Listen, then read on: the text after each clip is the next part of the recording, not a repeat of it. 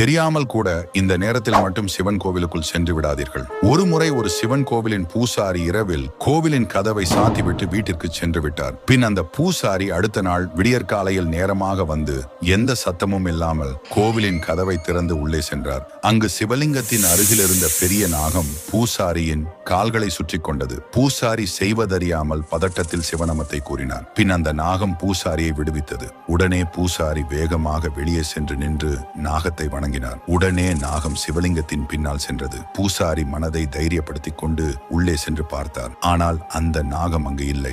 அப்போதுதான் அந்த பூசாரி உணர்ந்தார், நாகத்தின் வடிவில் இருந்தது சிவபெருமான் என்று. அதனால் தான் சிவன் கோவிலின் கதவை திறக்கும் போது சங்குகள் ஊதி மத்தளங்கள் வாசித்து மந்திரங்களை கூறிய பின் 3 முறை கதவை தட்டிய பின் தான் கதவை திறப்பார். ஏனெனில் உள்ளே சிவன் எந்த ரூபத்தில் கூட இருப்பார். சிவனின் மீது நம்பிக்கை உள்ளவர் வீடியோவை